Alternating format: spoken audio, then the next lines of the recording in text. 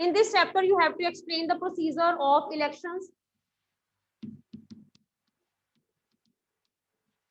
in India, means how elections are conducted. ठीक है, अगर आपको फीचर्स बताते तो आप स्टेप बाय स्टेप नहीं बताते, लेकिन इसमें आपको प्रॉपर प्रोसीजर में, आपको इलेक्शंस के प्रोसीजर में स्टेप बाय स्टेप जो है वो इंफॉर्मेशन देनी है. लाइक हमारी कंट्री में जब इलेक्शंस स्टार्ट होते हैं और वोटिंग तक, इलेक्शन पिटीशन तक जो डिफरेंट स्टेप्स हैं, आपने उन स्टेप्स को स्टेप बाय स्टेप बताओगे तभी आपका ये क्वेश्चन कंप्लीट होगा कि हमारी कंट्री में इलेक्शंस का प्रोसीजर क्या होता है. ठीक है, तो नंबर 1, अनाउंसमेंट ऑफ डेट. ठीक है, जैसे किसी भी कंट्री में जब इलेक्शंस की स्टार्टिंग होती है, चाहे वो एमपी के इलेक्शन है, मोस्टली हमारी कंट्री में या तो एमपी के इलेक्शंस या एमएलए के इलेक्शन जो है उनकी अनाउंसमेंट बहुत इंपॉर्टेंट होती है. एमपी मीन्स लोकसभा के election, MLA means state legislative assemblies के इलेक्शन होती है. देन अनाउंसमेंट का मतलब होता है कि जब अनाउंसमेंट होती है उसके बाद सभी पॉलिटिकल पार्टीज एक्टिव हो जाती हैं. तो number 1 first step is announcement of election dates by the election commission. ठीक है, इलेक्शन कमीशन इसकी अनाउंसमेंट करवाते हैं और उसके बाद जितने भी पॉलिटिकल पार्टीज हैं वो एक्टिव हो जाती हैं. साथ ही प्रोसेस शुरू हो जाता है कॉन्स्टिट्यूएंसीज का. अगर तो बेटा लोकसभा के इलेक्शंस हैं, then whole of the country is divided into 543 electoral areas. और अगर स्टेट के इलेक्शंस हैं तो whole of the states are divided into different constituencies. Like अगर इसमें पंजाब की बात करें तो पंजाब जो है वो एमएलए के जब इलेक्शन होते हैं तो पूरी स्टेट को 117 कॉन्स्टिट्यूएंसीज में डिवाइड कर देते हैं और हर कॉन्स्टिट्यूएंसी में से जो विनर होता है वो बनता है एमएलए. इसी तरह से इंडिया को जब लोकसभा के इलेक्शन होते हैं तो पूरे 543 पार्ट्स में डिवाइड कर देते हैं और हर कॉन्स्टिट्यूएंसी से जो विनर होता है वो बनता है एमपी. यहाँ ये एमपी जो हैं वो दिल्ली के लिए इलेक्ट होते हैं और एमएलए जो हैं वो अपनी अपनी स्टेट के लिए इलेक्ट होते हैं. ठीक है, तो number 1 is announcement of the dates and second is dividing the areas, means dividing the electoral areas और कॉन्स्टिट्यूएंसीज. डिवाइड करने के बाद फिर नेक्स्ट जो स्टेप है that is regarding the voter list. ठीक है, वोटर लिस्ट को अपडेट किया जाता है. मींस पिछले 5 इयर्स में जो सिटीजन्स नहीं थे, यानी कि जिनकी एज 18 से कम थी, ठीक है, जिनके वोटर कार्ड नहीं बने थे, उनके प्रॉपर वोटर कार्ड जो है वो अपडेट किए जाते हैं. एड्रेस या व्हाटएवर जो भी आपके वोटर कार्ड की जो रिन्यू करना होता है वो प्रोसेस स्टार्ट हो जाता है. एंड साथ ही वोटर लिस्ट यानी कि फैमिलीज में, यानी कि लोकेलिटी वाइज फैमिलीज की प्रॉपर काउंटिंग शुरू हो जाती है. और अगर कोई सपोज किसी की डेथ हो जाती है या कोई फॉरेन चले जाते हैं तो उनके नंबर जो है वो प्रॉपर रीटैली किए जाते हैं ताकि वोटर्स के बारे में एग्जैक्ट जो एस्टिमेट है वो मिले. क्लियर? वोटर कार्ड है नहीं, परीक्षित कम है बच्चे, इधर परीक्षित कम है.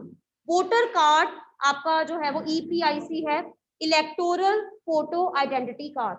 और वोटर लिस्ट, लिस्ट का मतलब होता है record of all the city members, city citizens. Voter list का मतलब होता है कि पूरी सिटी में जितने भी सिटीजन्स हैं उनका जो रिकॉर्ड है वो वोटर लिस्ट है. तो वोटर लिस्ट में इनको अपडेट करना मतलब सपोज लास्ट इलेक्शंस में जिनकी एज 18 नहीं थी, अब उनकी एज 18 हो चुकी है तो वो अब सिटीजन्स बन गए हैं, तो उनको अपडेट प्रॉपर किया जाता है, उसको कहा जाता है वोटर लिस्ट. ठीक है, साथ साथ ये प्रोसेस शुरू हो जाता है और उसके बाद नेक्स्ट इलेक्शन कमीशन एक और इम्पोर्टेंट डेट अनाउंस करते हैं, that is nomination of papers. Nomination of paper का मतलब क्या होता है कि इलेक्शंस के टाइम पीरियड में हर पॉलिटिकल पार्टी जो है वो अपने कैंडिडेट्स को इलेक्टोरल टिकट देती है. टिकट का मतलब क्या होता है कि उनको इलेक्शन कंटेस्ट करने का राइट. और हर पॉलिटिकल पार्टी का ये मोटिव होता है कि बेस्ट लीडर्स जो है उनको इलेक्शंस में चांस दिया जाए. और इसकी एक प्रॉपर डेट होती है, उस डेट को वो नॉमिनेशन पेपर फाइल करती है.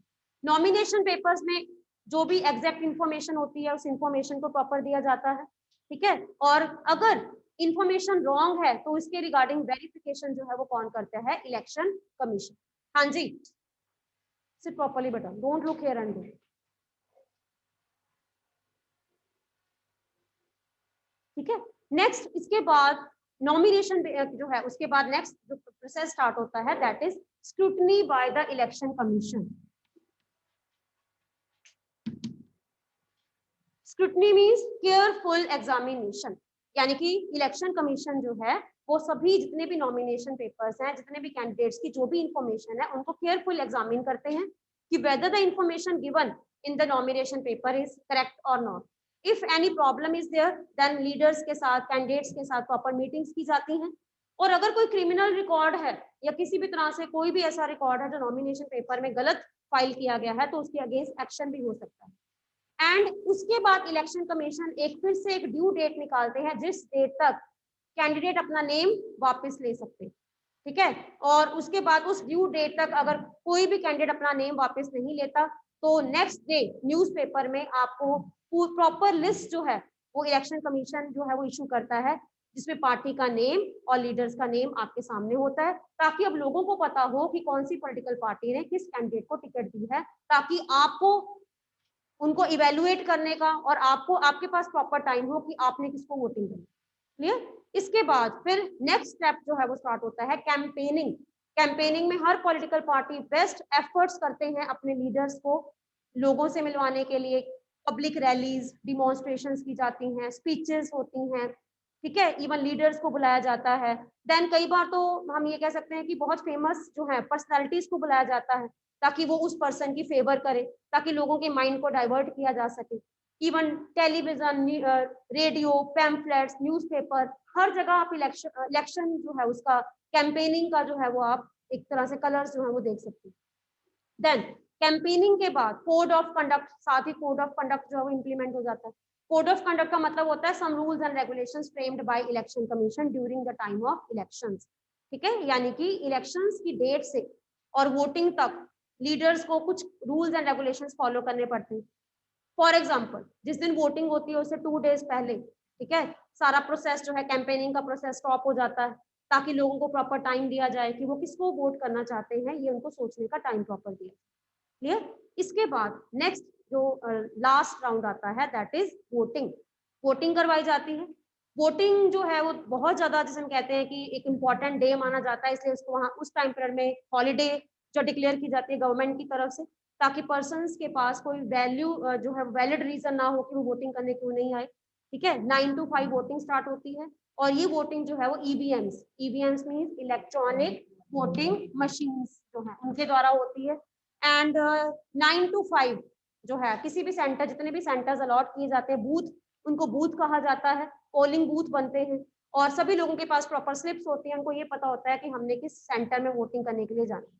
सीक्रेट बैलेट है हमारी कंट्री में, आपको पता ही है कि एक फीचर है, और सीक्रेट बैलेट के द्वारा लोग अपनी वोट को कास्ट करते हैं. और 5 बजे के बाद ये प्रोसीजर खत्म हो जाता है with the proper police protection.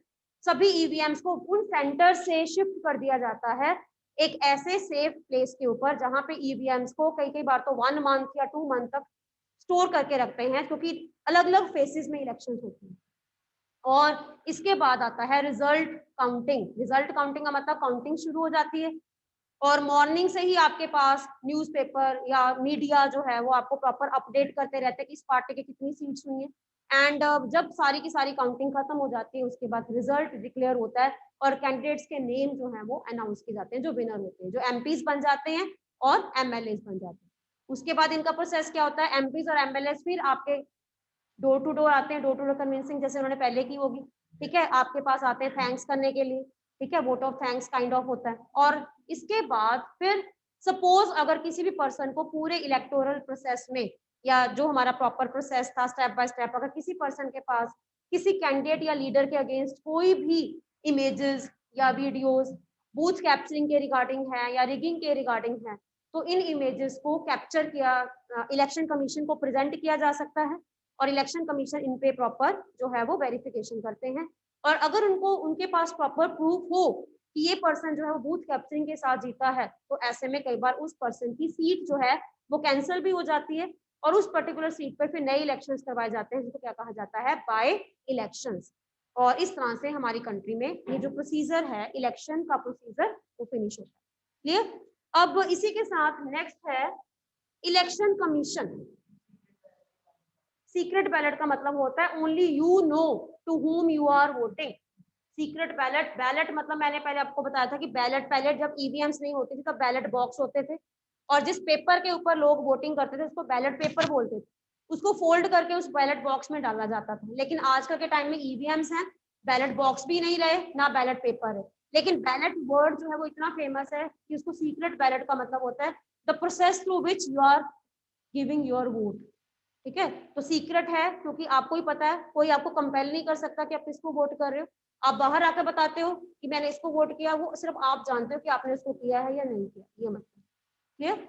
Next है functions of chief election commissioner. ठीक है, चीफ इलेक्शन कमिश्नर, और चीफ इलेक्शन कमिश्नर एक मेंबर है। ठीक है, वैसे इलेक्शन कमीशन जो है उसमें 3 मेंबर्स होते हैं। 3 मतलब 1 CEC प्लस 2 अदर मेंबर्स, यानी कि इलेक्शन कमीशन के टोटल जो है वो 3 मेंबर्स हैं।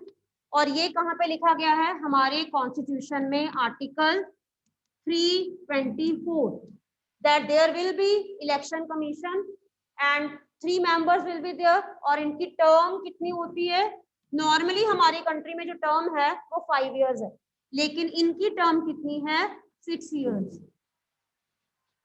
ठीक है, यानी कि and they are appointed by the president. Who can appoint them, president. ठीक है, तो ये प्रोविजन है कि हमारी कंट्री कॉन्स्टिट्यूशन में लिखा हुआ है कि आर्टिकल 324 अकॉर्डिंग हमारी कंट्री में एक इंडिपेंडेंट इलेक्शन कमीशन होगा and whole of the responsibility regarding elections will be up to them. And इनके साथ एक प्रॉपर इलेक्टोरल डिपार्टमेंट है। सिर्फ यही नहीं कि 3 मेंबर्स जो है वो पूरी कंट्री के इलेक्शंस को देखते हैं, इनके साथ प्रॉपर एक जिसे हम कहते हैं प्रॉपर दिल्ली में इनका ऑफिस है, electoral department is there. Clear. And ये जो है CEC का मतलब होता है जो मेन चीफ इलेक्शन कमिश्नर के रिटायर होने के बाद अगर सपोज इनकी टर्म खत्म हो जाती है, उसके बाद इन दोनों में से जो सीनियर है वो क्या बन जाएंगे, फिर चीफ इलेक्शन कमिश्नर, फिर किसी और मेंबर को अपॉइंट किया जाएगा। और इस तरह से कमीशन में टोटल 3 मेंबर्स होते हैं जो इलेक्शंस की इंपॉर्टेंट जो भी डिसीजंस हैं वो लेते हैं। दे आर इंडिपेंडेंट का मतलब होता है कि once they are appointed by president, but after the appointment they are independent, they need not to take any kind of approval from the president। clear। so अब है इनके functions। आपने फीचर्स भी पढ़े हैं, आपने प्रोसीजर भी पढ़ा है, तो काफी हद तक उसमें क्लियर हो जाता है कि इलेक्शन कमीशन के जो फंक्शंस हैं वो कौन कौन सी हैं। Number 1, to conduct elections. ठीक है, that it is responsibility of election commission to conduct elections free and fair democratic in the country।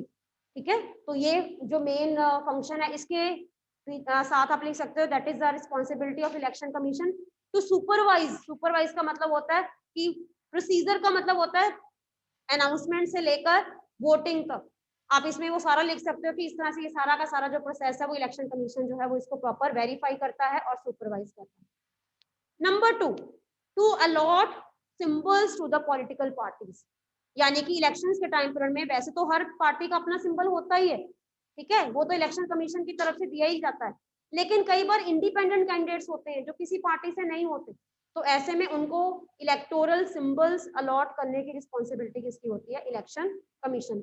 कभी भी ऐसा नहीं होता कि एक ईवीएम के ऊपर इंडिपेंडेंट कैंडिडेट्स के सिंबल्स एक जैसे हैं, सिंबल्स हमेशा जो है वो अलग अलग रखे जाते हैं। एंड कैंडिडेट कई बार अपनी मर्जी से भी रख लेते हैं और कई बार इलेक्शन कमीशन भी उनको सिंबल्स वो है वो दे सकते हैं। Then third is to give recognition to the political parties. कि पॉलिटिकल पार्टीज को रिकॉग्निशन का मतलब क्या होता है कि पॉलिटिकल पार्टीज जो है वो नेशनल लेवल की हैं या स्टेट लेवल की। रिकॉग्निशन देना, रिकॉग्निशन का मतलब क्या होता है कि किस पार्टी को, पार्टीज अपनी तरफ से नॉमिनेशन नहीं कर सकती, हर पार्टी को रजिस्टर करना पड़ता है इलेक्शन कमीशन के पास। रजिस्टर का मतलब होता है कि प्रॉपर इंफॉर्मेशन या उनको एक जैसे हम कहते हैं कि एक अप्रूवल जो है वो इलेक्शन कमीशन से लेनी पड़ती है। पार्टीज 2 तरह की होती है। नेशनल पार्टीज वो होती है जो पूरी कंट्री में इलेक्शंस करती हैं, लाइक कांग्रेस है, बीजेपी है। लेकिन कुछ पार्टी जो है वो नेशनल नहीं है, कुछ पार्टी सिर्फ स्टेट है। स्टेट पार्टी का कोई एग्जांपल दो मुझे, any one example of state party. हाँ, शिरोमणि अकाली दल सिर्फ पंजाब में ही है, तो वो किसी और स्टेट में इलेक्शंस नहीं कंटेस्ट कर सकते। ठीक है, ऐसे ही बहुत सी पॉलिटिकल पार्टीज होती हैं जो स्टेट पार्टीज हैं, लाइक DMK साउथ इंडिया की जो पॉलिटिकल पार्टी है, AIADMK है। ठीक है, जैसे महाराष्ट्र की कौन सी है स्टेट पार्टी बहुत फेमस है महाराष्ट्र की, शिवसेना। ठीक है, तो वो महाराष्ट्र की पार्टी, तो ये स्टेट पार्टीज होती है। कौन सी पार्टी नेशनल होगी, कौन सी पार्टी स्टेट होगी, that is the you can say decision of the election commission. Clear. इसके अलावा इलेक्शन कमीशन की और क्या रिस्पॉन्सिबिलिटीज होती हैं, नॉमिनेशन एंड स्क्रूटनी।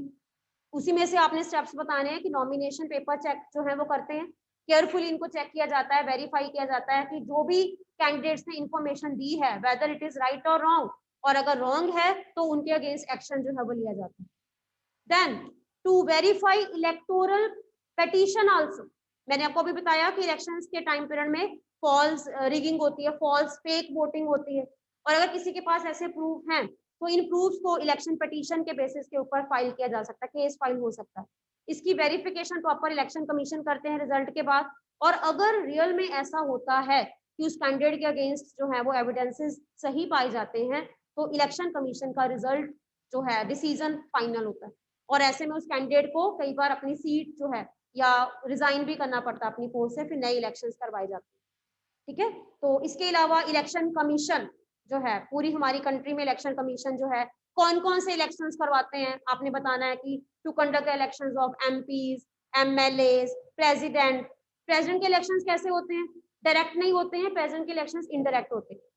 जब हमारी कंट्री में प्रेसिडेंट के इलेक्शंस होते हैं तो सिर्फ कौन पार्टिसिपेट कर सकते हैं? MPs and MLAs. ठीक है, और इसका जो सिस्टम होता है ये सारा जो है वो जैसे हमारी कंट्री में एमपी एमएलए के जैसे कैंपेनिंग वैसा नहीं होता, सिर्फ एमपीज और एमएलए उनको पता कि कौन से कैंडिडेट्स हैं, और वो और हमेशा याद रखना प्रेसिडेंट और वाइस प्रेसिडेंट के इलेक्शन एक ही साथ होते हैं। ठीक है, और इस जो मेथड होता है इसको सिंगल ट्रांसफरेबल सिस्टम कहा जाता है। इसका मतलब क्या होता है कि एमपीज और एमएलए अपनी प्रेफरेंस दे रहे हैं कि किसको वो प्रेसिडेंट देखना चाहते हैं, किसको वाइस प्रेसिडेंट। तो नॉर्मली हमारी कंट्री में ना प्रेसिडेंट और वाइस प्रेसिडेंट के इलेक्शन इकट्ठे ही होते हैं। ठीक है, फर्स्ट प्रेफरेंस जिसको प्रेसिडेंट माना गया है, सेकंड प्रेफरेंस वाइस प्रेसिडेंट, तो इकट्ठे ही होते हैं, यानी कि वोटिंग जो है वो इकट्ठी होती है दोनों, और जिसको कम वोट मिलते हैं वो वाइस प्रेसिडेंट बनते हैं, जिसको ज्यादा वोट मिलते हैं वो प्रेसिडेंट बनते हैं। तो याद रखना हमेशा हमारी कंट्री में वाइस प्रेसिडेंट और प्रेसिडेंट के इलेक्शंस नॉर्मली इकट्ठे ही होते हैं। एंड वाइस प्रेसिडेंट जो है हमारी कंट्री के वो क्या है, राज्यसभा के एक्स ऑफिशियल चेयरमैन भी हैं, who preside over the meetings of Rajya Sabha, and who preside over the meeting of Lok Sabha, that is speaker. ठीक है, and who is at present the speaker of Lok Sabha? Mr. Om Birla. Clear?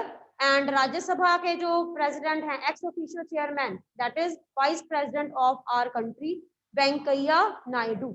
Clear? वैसे तो मतलब depend करता है political parties के होते हैं, लेकिन जिस टाइम में इलेक्शंस ये ऐसा कोई पॉलिटिकल पार्टी की तरफ से नहीं होता। जो पर्सन प्रेसिडेंट के इलेक्शंस कंटेस्ट करना चाहते हैं मिनिमम एज 35 ईयर होनी चाहिए पहले। कोई भी पर्सन पॉलिटिकल पार्टी से बिलोंग करते हैं, कोई भी हो सकते हैं। ठीक है, लेकिन प्रेसिडेंट बनने के बाद फिर वो अपनी पार्टी या जो भी है उस ऑफिस से रिजाइन कर देते हैं, जो भी उनकी जॉब होती है।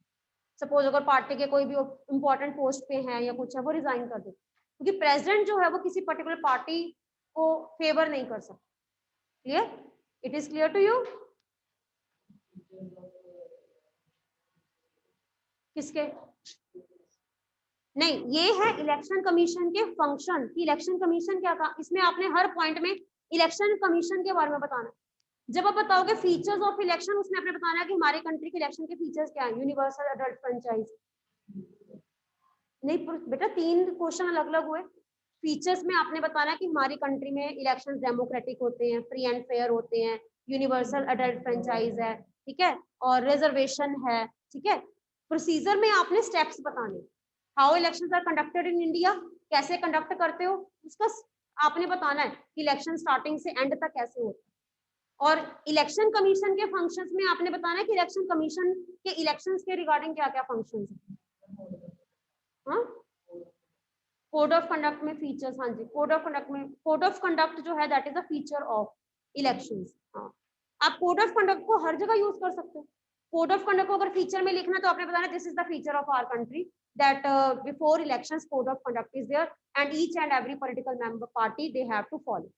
अगर आपने इसको स्टेप में लिखना है तो आपने बताओगे कि ये कोड ऑफ कंडक्ट जो है वो इम्प्लीमेंट हो जाता है and after that each and every person they have to follow. अगर इसको इलेक्शन कमीशन के पॉइंट ऑफ व्यू से लिखते हो, उसको फंक्शन लिखते हो, तो आप बताओगे that election commission formulates code of conduct and each and every political party member they have to follow.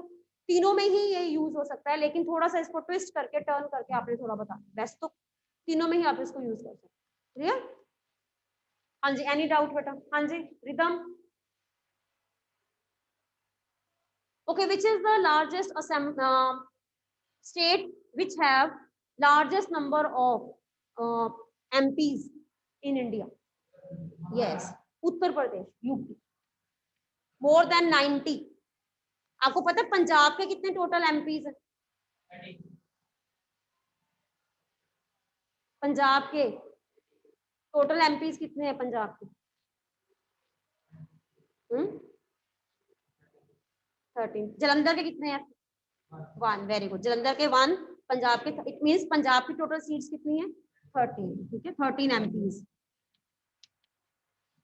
और अगर जलंधर के एमएलए की बात करें, हाँ, जलंधर के एमएलए एक क्यों होंगे? पावर्स की बात करें तो एमपी की पावर जो है वो ज्यादा, एमएलए की पावर्स कम है। ठीक है, एमपी का एरिया ज्यादा होगा, कॉन्स्टिट्यूएंसी, क्योंकि एमपी पूरे जलंधर को रिप्रेजेंट करते हैं। एमएलए जलंधर के अलग अलग पार्ट्स, सेंट्रल एरियाज। ठीक है, तो एमएलए जो है इनका नंबर ज्यादा होगा क्योंकि स्टेट्स को रिप्रेजेंट कर रहे हैं, एरियाज को रिप्रेजेंट कर रहे हैं। एमपी जो है इनका नंबर कम है हमारी कंट्री में, 543। पूरी कंट्री से 543 एमएलए, तो ऑटोमेटिकली उतना ही एरिया ज्यादा होगा और पावर ज्यादा होगी। एमएलए जो है वो सिर्फ हमारे पंजाब को रिप्रेजेंट करते हैं। पंजाब में से एमएलए जो है, पंजाब के एमएलए कौन है, तो आपको पता होना चाहिए कि आपके एरियाज के एमएलए कौन कौन है। ठीक है, तो इनकी पावर्स कम होंगी, इनकी पावर ज्यादा। टाइम पीरियड सेम ही होता है, इनका भी 5 इयर्स होता है, इनका भी 5 इयर्स होता है, एंड इलेक्टोरल प्रोसेस भी सेम ही होता है दोनों। ठीक है, okay. Which is the direct house in our country? Lok Sabha. Which is the indirect house? Rajya. Which is the upper chamber of parliament? Upper chamber है Rajya Sabha. Lower chamber? Yes, lower chamber is Lok Sabha. Okay. Who preside over the meeting of Rajya Sabha?